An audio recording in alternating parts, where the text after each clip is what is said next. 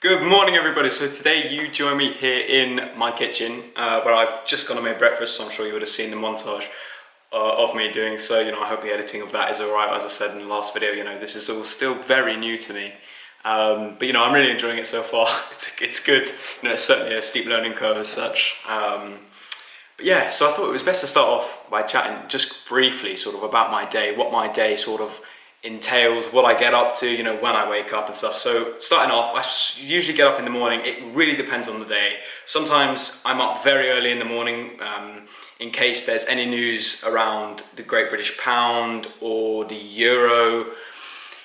I don't typically get up at 2:30 in the morning for things like the Japanese yen and the New Zealand dollar, but yeah, sometimes I'll get up around 6:30, ready for the market news at 7, market opens at 7 and whatnot. And then as the day sort of progresses, or actually on a normal day, I'd probably get up at about 8:30 roughly. As I said, it completely depends on the day and what is going on in the world. And then from there I come downstairs. I usually make breakfast. Sometimes I'd take a shower and all the normal stuff that one person would do, and then we properly hit the charts. So we plan for the day, so I would go through all the economic factors, things that are going on in the world, massively prominent at the moment. We've got the Brexit and the internal market bill, and how that's playing out in the markets. We've got the US presidential elections, which is having a massive effect on the dollar. No one wants the risk of, it sounds silly, but the risk of owning dollars at the moment, because there's a lot of uncertainty there, and uncertainty creates fear. So dollars are not doing great at the moment, but we'll see how that progresses in the coming weeks. And yeah, so we prep the economic factors, then we start delving straight into the charts. What have the charts been doing over the past 12 hours, and what have they been doing in the Japanese session? The Japanese trading session, and how the transition has occurred into the London session that starts. I said it started at 7, it doesn't start at 7, it starts usually around 8:30, and the markets are usually very liquid from about 9 o'clock, this is GMT, till roughly 12:30, which is really the start of the US session. So it's the transition period. That's when the markets are most volatile and the most movements happen. So I try to stay, around the house so I can go and trade, look for the opportunities on the market opens. And yeah, so that's what I try to do. I'd probably spend half an hour in the morning looking at the graphs, doing my technical analysis, redoing bits here and there, just essentially trying to work out, what's going on, see where I can make some money, and yeah, that's really it. And then after that, usually, if I've got some studying to do for school, I do a bit of studying. At the moment, I'm building a website. More information to come on that in the future. It's going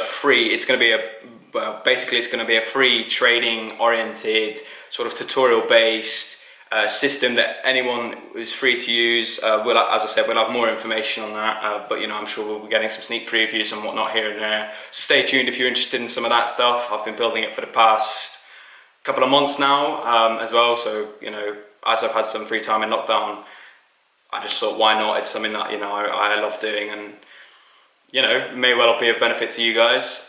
So, you know, we'll see. Yeah, what other things? I do try and read, and I think I'm going to create a video in the upcoming couple of weeks or a couple of days that talks about my favourite books, and some great books that, you know, you guys may well be really interested in reading. You know, won't go into too much detail there either, but, you know, that's a video upcoming. I've got loads of really great video ideas. And then in the evenings, usually basically go back to the trading, double check everything, check active trades, whatever, recheck the market, see if there's any big news that's come out. Obviously I'll be following the news throughout the day, you know, having reminders set on my computer and on my phone and whatnot. And yeah, so and then really I, you know, spend the evening, I watch a bit of television maybe, you know, watch a bit of YouTube, you know, and that's really it. Take my dog for a walk. Oh, I try to take my dog for a walk. Go out for a bike ride with some friends, all this kind of good stuff. And yeah, I think that's really it. You know, that's the average day for me. So yeah, hope you guys enjoyed, and I've got to eat this breakfast because it is getting cold. See you guys in a bit. Take care. Everything changes.